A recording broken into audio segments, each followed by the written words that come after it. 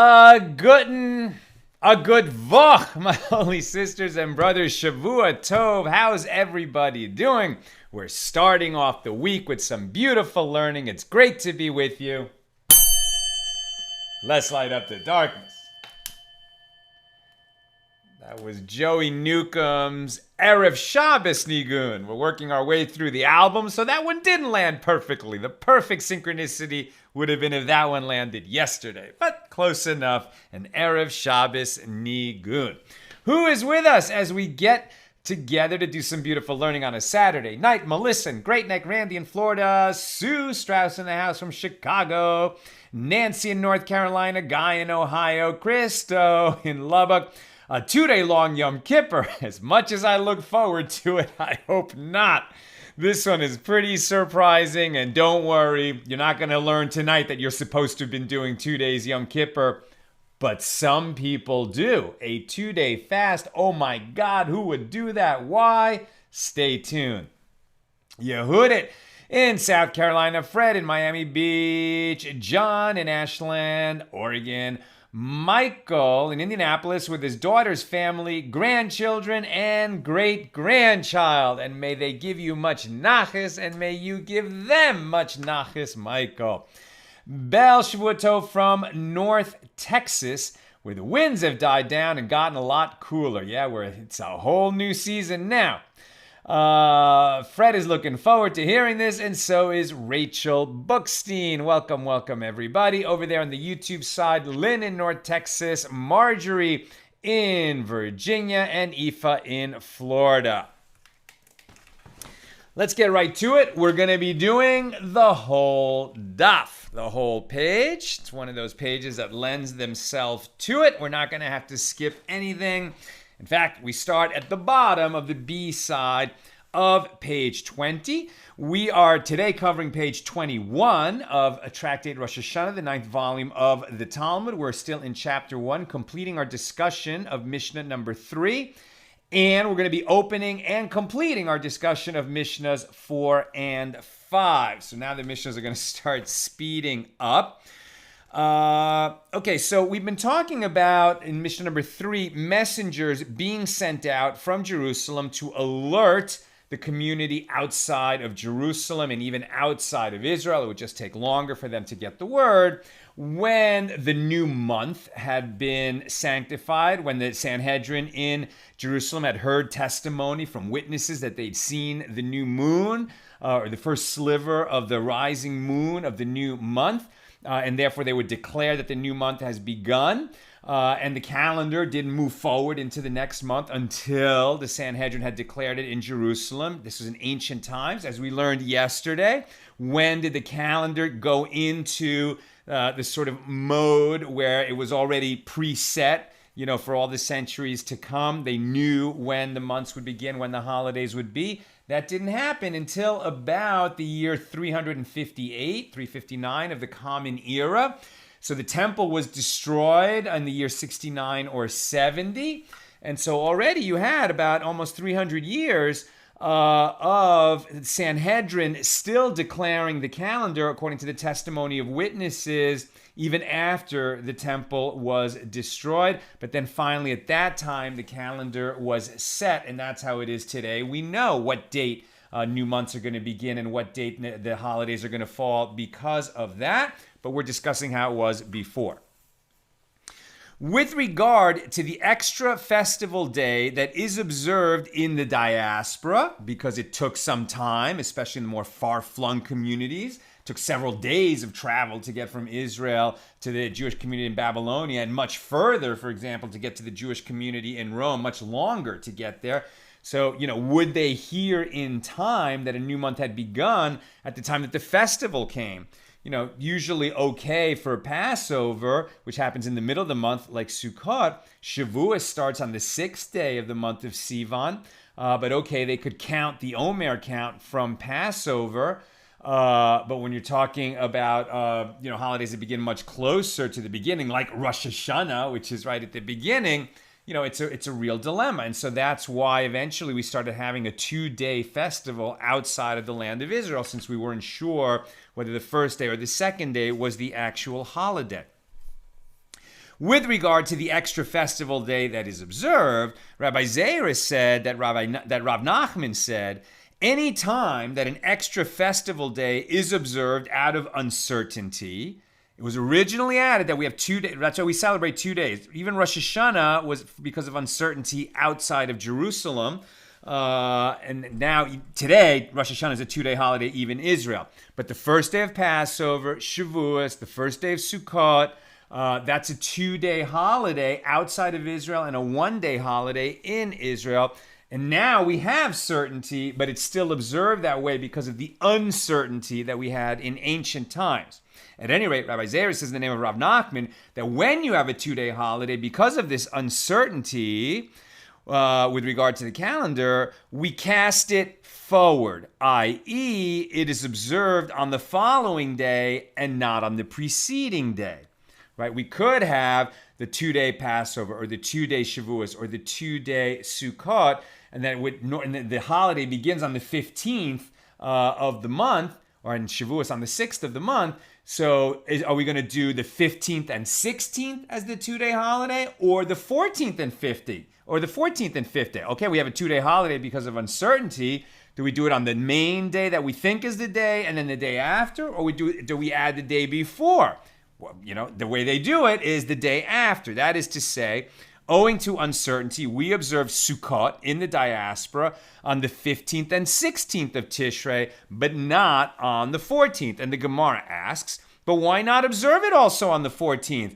As perhaps both of the preceding months, Av and Elul, which precede Tishrei, were made short.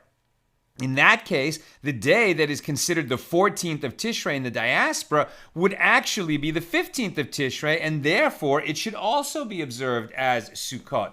And the Gemara answers, it is a rare occurrence that 2 consecutive months are made short, meaning 2 months are 29 days, rather than one is 29 months and the next is 30 days. It would be rare to have 2 29-day months in a row in our lunar calendar. And if that did happen, it would generate publicity so that everybody would know about it and they would know when to observe the holiday.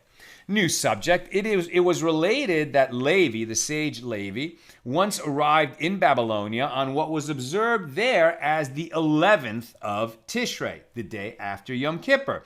He said, how tasty is the dish of the Babylonians on the great day of Yom Kippur, as they are observing Yom Kippur in the West, in other words, in the land of Israel. He's being a little bit sarcastic, I guess, and he's saying, wow, you guys are eating a nice meal. Did you know that it's Yom Kippur and you're supposed to be fasting, right? And it's because they had made a short month of Elul, right? So, right? They had lengthened Elul. They had a long Elul. And so now it's actually the 10th of Yom Kippur. Now it's the 10th of Tishrei. And that is Yom Kippur. But over there in Babylonia, they already celebrated Yom Kippur the day before. They were just having a regular day, the day after Yom Kippur. He says, you didn't get the word. I'm bringing you the word. The month of Elul had been declared full. They had made it a 30-day month in the land of Israel. And so according to the calendar there, it was only the 10th of Tishrei, whereas the Babylonians thought it was the 11th of Tishrei. And they said to him, testify that today is Yom Kippur, and we shall observe it. He said to them, I myself did not hear the court proclaim it is sanctified. Although I know that the month had been declared full, he knew maybe before he left Israel to make his journey to Babylonia that they were going to declare it full, or he heard that they had declared it full, but he wasn't present when the Sanhedrin declared it full, nor did he hear directly from the court's messenger, and therefore he could not personally testify that the new month was sanctified. Although I know that the month had been declared full, I did not personally hear the proclamation. I cannot offer direct testimony such that you should change your calculations.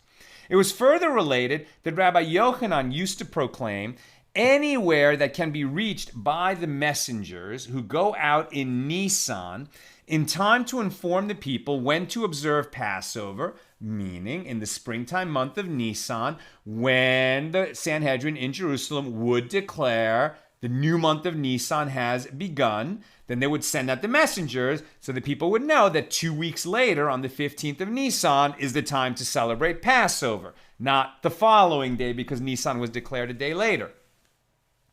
Okay, so anywhere where the messengers can reach, right? The messengers go out on the 1st of Nisan. So anywhere where the messengers can reach in 2 weeks of traveling, right? So anywhere that can be reached by the messengers who go out in Nisan in time to inform the people when to observe Passover. But they cannot be reached by the messengers sent out in Tishrei.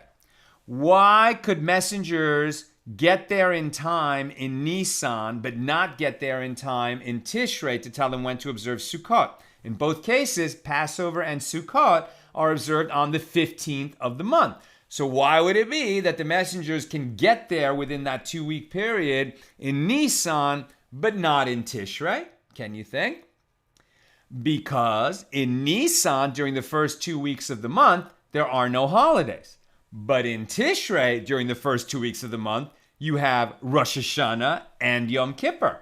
And so it might be that if it takes you the full 2 weeks to get to a certain location, those messengers in Nisan, they have the full 2 weeks to travel. In Tishrei, they have fewer travel days because there's no traveling on Rosh Hashana and Yom Kippur, and they might not be able to get there in time. So in communities that have that issue, that the messengers could reach them in time in Nisan, but not reach them in time in Tishrei, Rabbi Yochanan decreed, let them, the people that can get the word in time in Nisan, so they would know when Passover is, and they would want to just observe a 1-day Passover, but a 2-day Sukkot. Rabbi Yochanan said, you should have a 2-day Passover.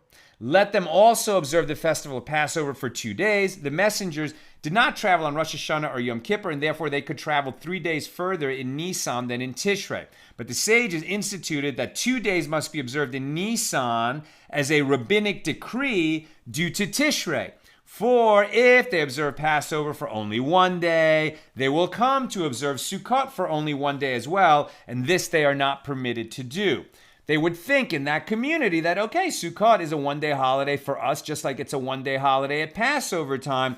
But the difference in that community is that they had the messengers to tell them when to start Passover in Nisan, but not in Tishrei, so that there would be no error over time in those communities. They would have a 2-day Passover as well, even though there was no uncertainty. That actually is similar to where we are today. We don't have uncertainty, but we still have a 2-day Passover and a 2-day Sukkot outside of Israel.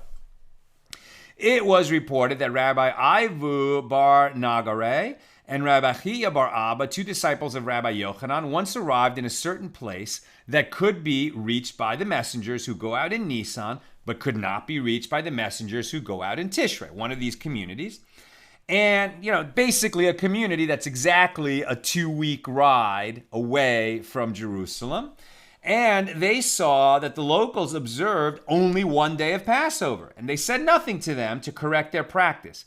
Rabbi Yochanan heard this, and he became angry with Rabbi Ivu and Rabbi Chiya, for they had failed to rebuke the people who were acting contrary to Rabbi Yochanan's explicit ruling.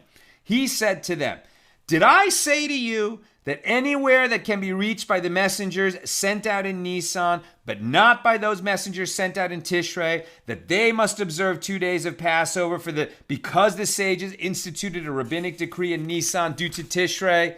Did I say that to you? Yes, I said that to you, and so you should have told the people that that's what they need to do."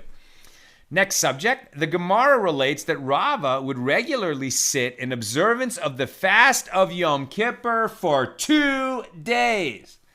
In case Elul had been declared a 30-day month, and Yom Kippur should be observed on what was observed in Babylonia as the 11th of Tishrei, the situation we had at the beginning of the reading today. So just in case that might happen, that they made Elul full, and the Yom Kippur actually fell out on the day after when it was being observed in Babylonia, just in case that happened, Rava would fast. He would do a full Yom Kippur observance, including the fasting and other types of afflicting oneself and all the prayer and everything. He would observe a 2-day Yom Kippur. And it once happened in accordance with his opinion. Elul had been declared a 30-day month, and he was the only one in all of the Babylonian Jewish community who observed Yom Kippur on the correct day. It was related that Rav Nachman had once fasted the entire day of Yom Kippur as usual. In the evening, toward the end of his fast, a certain man came and said to him, "Tomorrow is the great day," meaning Yom Kippur, in the West, in the land of Israel, and it is therefore necessary to fast tomorrow. So Rav Nachman only heard about this at the end of doing the full fast of Yom Kippur. And Rav Nachman said to him, "From where do you come?" And the man said to him, "From a place called Dami Hareya." And he said to him, playing on the name of this place, because Dam means blood, blood will be his end, meaning Rav Nachman's own end. Due to this information, Rav Nachman would have to fast 2 successive days and thereby suffer greatly as if his blood were being shed. And he read the verse about him from Lamentations 4:19, "Our pursuers were swifter than vultures in the sky." For had this messenger arrived just a little bit later, they would have had their break fast at the end of Yom Kippur. They would have filled up on a whole meal and then discovered, oh, we have to do it all over again, but at least they would have some food in their stomach. Now that they didn't even break the fast of Yom Kippur, now they have to go do it all over again. Whew, that's a tough fast. Rav Huna bar Avin sent this instruction to Rava. When you see that, according to your calculations, the season of Tevet, i.e. the winter, will extend to the 16th of Nisan, and the spring equinox, right, the March 21st, the spring equinox will occur after the 16th of Nisan, add an extra month to that year. Make it a leap year by adding the leap month to our lunar calendar. Do not worry about finding an additional reason to justify making it a leap year. As it is written, observe the month of spring, Deuteronomy 16:1. That is to say, see to it that the spring of the season, i.e. the spring equinox, is in the first part of Nisan, the new part of Nisan, before Passover. It was related that Rav Nachman said to those setting out to sea before Nisan, "Since you will not know the determination of the first day of the new month, this is what you should do when you see that the moon sets at daybreak, i.e. that it is visible all night from sundown to sunrise. Know that it is the middle of the month of Nisan and burn your leaven." In other words, get ready for Passover. And the Gemara asks, when does the moon set at daybreak? On the 15th of the month. But on the 14th of Nisan, we burn leaven. And the Gemara answers, for those out to sea, to whom the whole world is revealed, meaning when you're at sea, you have a full sky from horizon to horizon. The moon completes its course at sunrise already on the 14th of the month. They can therefore rely on this sign to establish the date of Passover and the time for burning the leaven. With regard to Rava, who would observe regularly 2 days of Yom Kippur due to uncertainty, is this something that we should be emulating or that anybody emulated? There was never a custom to fast 2 days of Yom Kippur. All Jewish communities fast for only 1 day. However, there were individuals in every generation who fasted for 2 days. The opinions are divided between the early authorities and the later authorities whether to see this as praiseworthy, as pious, or as something having no benefit at all, and possibly even prohibited. Early and later authorities were involved in a halakhic clarification about the details of the customs to fast 2 days. Why would it be prohibited? Because it's harmful, right? There's never a time that we're commanded to fast for 2 days. Some individuals did this, but is not recommended. That concludes Mishnah number 3. Mishnah number 4, we're on the top of the B side of page 21. Only for the sake of 2 months may witnesses who saw the new moon desecrate Shabbos, should that be necessary in order for them to offer testimony before the court. We've already encountered this Mishnah during the discussion of the previous Mishnah. For the month of Nisan and for the month of Tishrei. For in these months, messengers are sent out to Syria, to the Jewish community in Syria. And by them, i.e. these months, the dates of the major festivals are set. Yom Kippur, Sukkot, Passover, and Shavuos. And when the temple was standing, the witnesses desecrated Shabbos for the fixing of the new moon of all the months. due to the imperative of fixing the proper offering of the new moon at the correct time. Right? So when the temple was standing, there was always a Rosh Chodesh offering to be made, and you wanted to offer it on the correct day. So the messengers went out from, which I don't understand. I mean, I guess the messengers. So what are we talking? I'm sorry. Oh, for witness. I'm sorry. So this is for the witnesses. So witnesses will desecrate Shabbos, meaning they will travel further than the limit, the distance limit, the 2,000 cubits that you're allowed to walk in any direction on Shabbos. They're allowed to walk further than that in order to bring testimony to the Sanhedrin in Jerusalem that they'd seen the new moon and that they can sanctify the new month. When the temple was standing, they would do that every month to make sure that the Sanhedrin declared the new month in the correct time so they could offer the Rosh Chodesh offerings in the temple. Once the temple was destroyed, there was still a court hearing testimony to sanctify the new month, but there were no Rosh Chodesh offerings to be offered.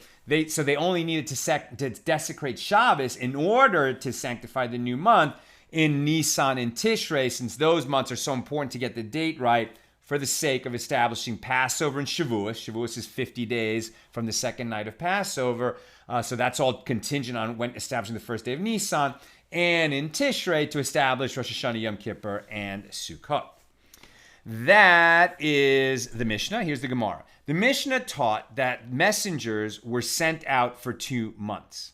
Okay, previous Mishnah established that messengers were sent out. So we're distinguishing between the witnesses who come to testify at the Sanhedrin and the messengers that the court sends out to notify the other communities that the month has been sanctified. So the Mishnah taught that messengers were sent out for 2 months. And the Gemara asks, for only 2 months and no more? And the Gemara raises a contradiction from the previous Mishnah, which teaches for 6 months of the year, messengers go out, not only for 2 months. And Abaye said, this is what the Mishnah is saying.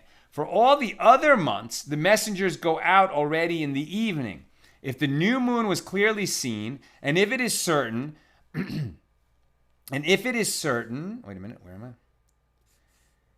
And if it is certain that the court will proclaim the day as the new moon. But for Nisan and for Tishrei, the messengers do not go out until they hear from the court that the day is declared as the new moon by saying it is sanctified so that they can offer proper testimony, right? We saw just a few minutes ago, was it Levi had arrived in Babylonia and told them that, they added a day to Elul. Can you testify to that? And he's like, no, I didn't hear the court proclaim that. I only heard about it, right? So here they're saying that the messengers don't go out until the morning when they've heard the court make that declaration. And this is also taught in a Baraisa. For all the other months, the messengers go out already in the evening. But for the month of Nisan and for the month of Tishrei, they do not go out until they have heard the court formally proclaim the day as the new moon by saying it is sanctified. The sages taught in a Baraisa, from where is it derived that the witnesses who saw the new moon may desecrate Shabbos in order to testify before the court? And the verse states, these are the festivals of the Lord, sacred gatherings which you shall declare in their seasons. That's Leviticus 23:4. Thereby emphasizing that the festivals must be set at their proper times. To ensure that they occur at the proper times, it is even permitted to desecrate Shabbos. One might have thought that just as Shabbos may be desecrated by the witnesses so that the months may be sanctified at the proper time, so too Shabbos may be desecrated by the messengers who go out to inform the people in the land of Israel and beyond, in the diaspora, which day had been sanctified as the new moon, so that the festivals may be observed at their proper time. Therefore, the verse states, which you shall declare, from which it is derived that for the declaration of the new moon, you may desecrate Shabbos, but you may not desecrate Shabbos for the observance of the festivals in their proper time, right? So they would desecrate Shabbos to get the witnesses before the Sanhedrin, but they would not desecrate Shabbos to get the messengers out on the road to tell the other people that the declaration had been made in Jerusalem.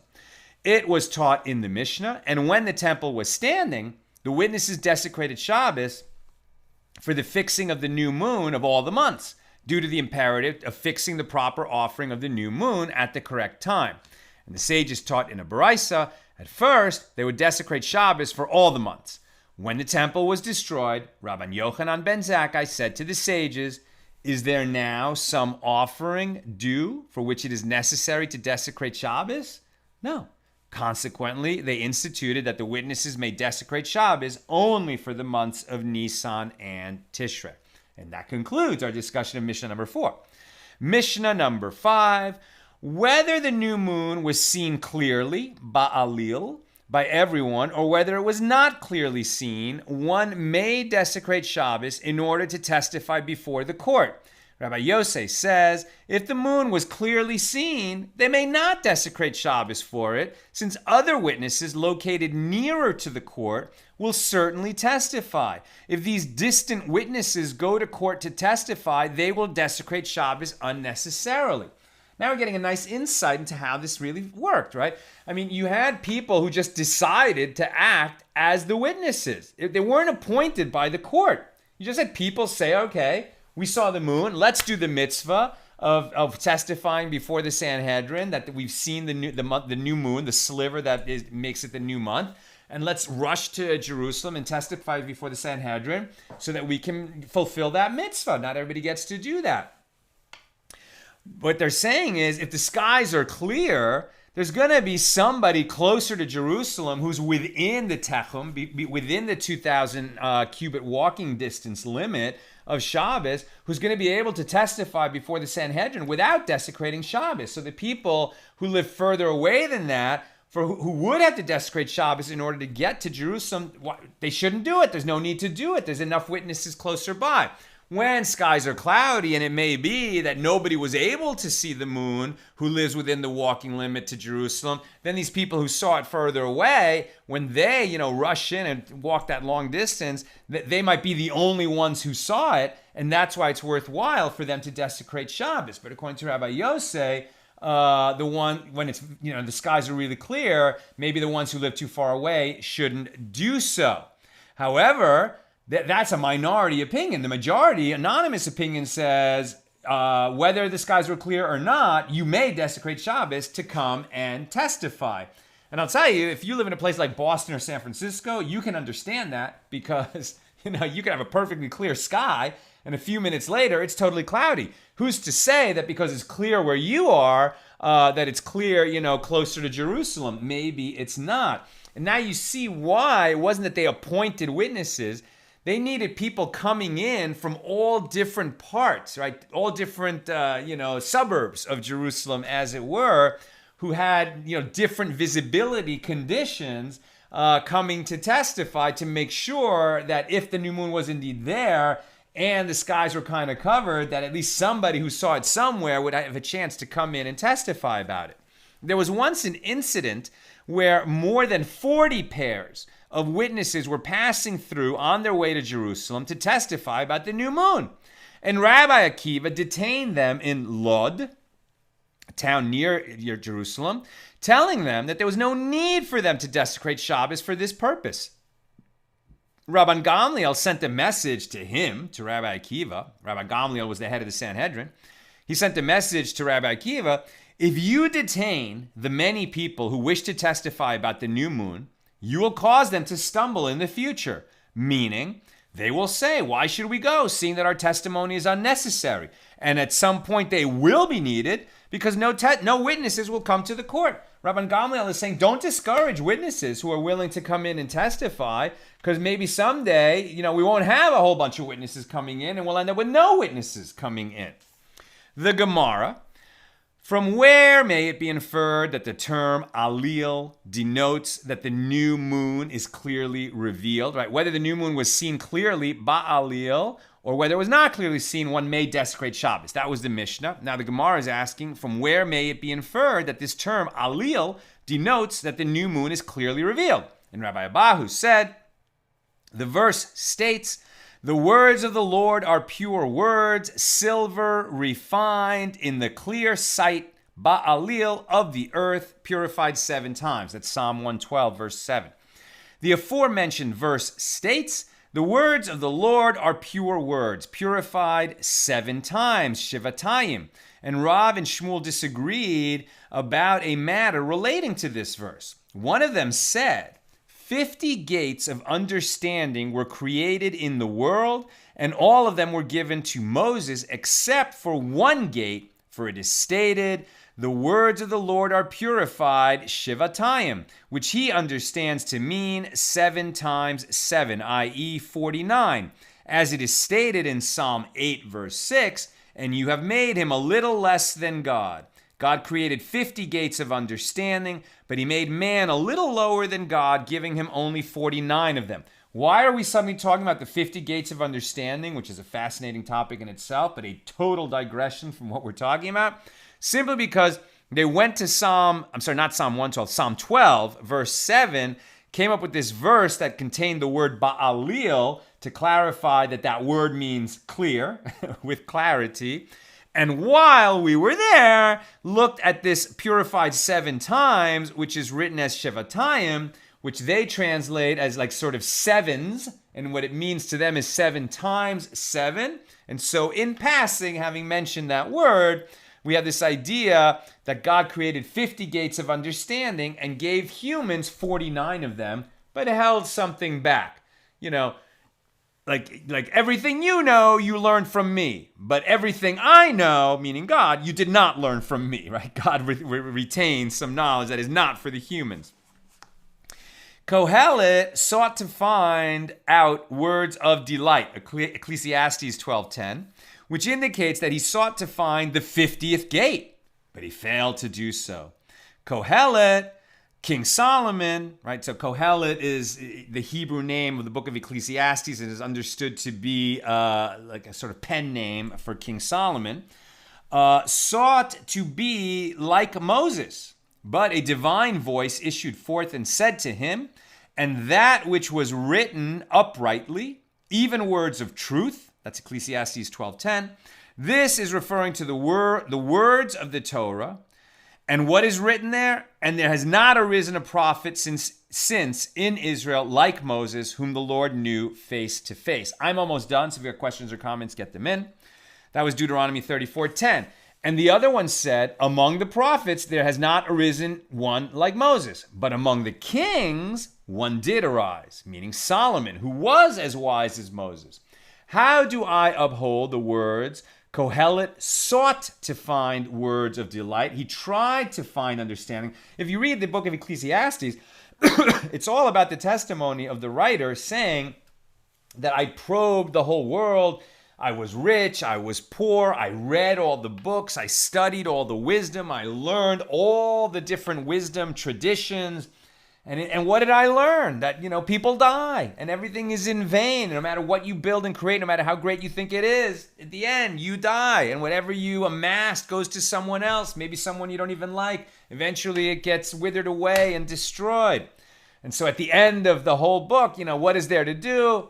Do what God tells you to do. Just do God's will and you'll be okay. That is all there is for mankind. And enjoy the moment, right? Ecclesiastes does say, and enjoy the moment. So, how do I uphold the words? Kohelet sought to find words of delight. Kohelet, King Solomon, sought to issue judgments of the heart, based solely on his intuition, without witnesses, without warning. But a divine voice issued forth and said to him, and that which was written uprightly, even words of truth. Which words is this referring to? Deuteronomy 17:6. At the mouth of 2 witnesses, or 3 witnesses, shall he that is worthy of death be put to death. But by the mouth of 1 witness, he shall not be put to death. Punishment can be administered only based on the testimony of 2 witnesses. This is really barely connected to what we've been talking about witnesses coming to testify they'd seen the new moon, but it's like the Gemara sort of tied our little digression about the 50 gates of understanding back to the testimony of witnesses. And now we're actually back to our topic at the top of 22a, the last paragraph for us we'll start with Mishnah number 6 tomorrow, but our last paragraph today. It was taught in the Mishnah there was once an incident where more than 40 pairs of witnesses were passing through on their way to Jerusalem to testify about the new moon. And Rabbi Akiva detained them in Lod, telling them that there was no need for them to desecrate Shabbos for this purpose. And it is taught in a Baraisa. Rabbi Yehuda said, this Gemara is all wrong. Completely, this Mishnah is all wrong. Rabbi Yehuda said this Mishnah is a mistake. According to Rabbi Yehuda, heaven forbid that Rabbi Akiva detained them, for he would certainly not have made such an error. Rather, it was that Zephyr, the head of the city of Geder, detained them. And Rabban Gamliel sent, and they removed him from his high office because he had acted inappropriately. As Rabban Gamliel said, you don't detain witnesses who are coming to testify. They're doing holy work. And just because we have a lot of them at this time doesn't mean we'll have a lot of them next time. So even if they're desecrating Shabbos to come testify about the new moon, we allow them, we don't inhibit them. And Rabbi Akiva knew that, and he would not have made that mistake. The incident in Lod was based on somebody else telling witnesses, hey, you don't have to go, don't desecrate Shabbos. Lots of other witnesses have come through, but we don't do that. Okay, let's go to questions and comments. Sue Strauss.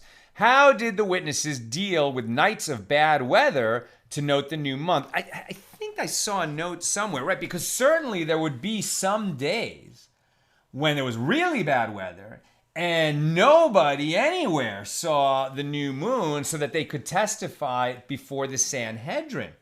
So at that point, I guess the Sanhedrin had a decision to make. What are we going to do? I think basically in that situation, they might lengthen the month unless they had, in other words, if no one came in to testify, so how could they declare the new month? Okay, so then wait till the following day, because a month is not going to be 31 days long. It's either 29 or 30. So if the witnesses come on the 29th day and they say, we saw the new moon, okay, then tomorrow is going to be Rosh Chodesh. If they can't come on the 29th and they can't come on the 30th because of this weather, right? I mean, I think that they could say, well, it's not going to be a 31-day month, so we'll just make it a 30-day month. Or perhaps if they'd already had two 29-day months in a row, if they'd already had, if they already had two 30-day months in a row, then even though they couldn't come on this time, they would have to say, well, it can't be another 30-day month. We're going to get too far behind in our lunar cycles. So even though we don't have the witnesses, we'll declare it a 29-day month. I'm not sure exactly how they deal with it, but that it seems to me like it would be something like that. But there definitely was what you're saying. It could happen that the weather made it impossible to testify. And that's why the court had the authority to deal with that. That's what's so fascinating about this. We're just so accustomed to, well, what date is it? Look at the calendar. The calendar will tell you. But they didn't know in advance whether the month would begin next Tuesday or next Wednesday. Right? And they wouldn't know until the court said so. And that is really, sort of God inviting humans to partner with God in setting the cycles of time, as it were. Carolyn, where is the last gate, the 50th gate? Well, it's not a place, right? It's some kind of mystical understanding, the 50 gates of understanding, and it's almost like this idea of, and listen, nobody but Moses reached the 49th gate. Maybe King Solomon reached the 49th gate. Most of us, who knows? Maybe we're down to like 7, 8, 15, 20. It's like only Moses, who was shown like everything that God could show to a human being, reached that 49th gate of understanding.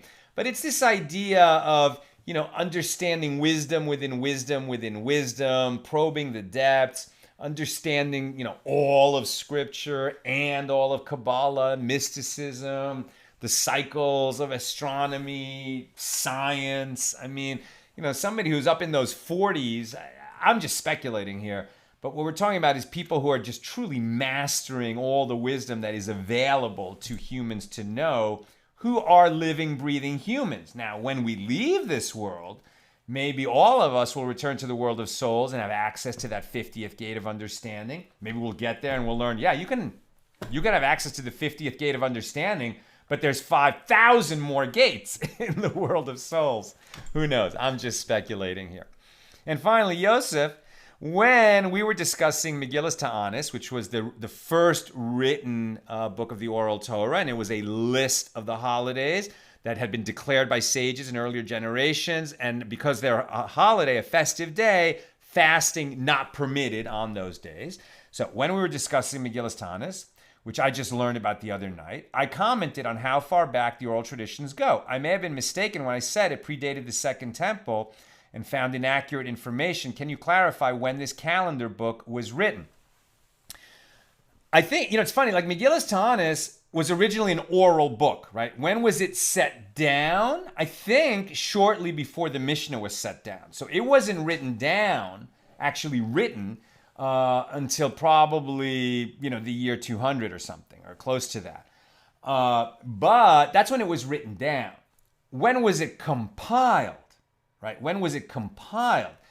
So that was the list of dates that the sages had been adding to in, even the first temple period and the second temple period. It was the list of dates that sages in their generation had said, a great thing happened on this date in the calendar. God saved us. We're going to declare it a festive day, similar to Purim and Hanukkah. Purim and Hanukkah survived. We still observe those, but there were many other of these festive days. And on those days, there would be some kind of festivities, but not a mitzvah. All right, Purim and Hanukkah have mitzvahs associated with them. That's why they survived. These other festive days didn't. They were just days where you were not permitted to fast or eulogize. And then later, those were all nullified once the temples were destroyed. But so when was it written down? I think much later. And that's why they kept asking, well, okay, it was written down, but is it nullified or not, right? Are we observing those days or are we not observing those days? And that was the conversation we're having the other night. That's what I've got for us today. No class tomorrow. I've got a conflict in my schedule. So with God's help, we'll be together again on Monday night at the regular time, 6 p.m. Pacific. Have a terrific evening.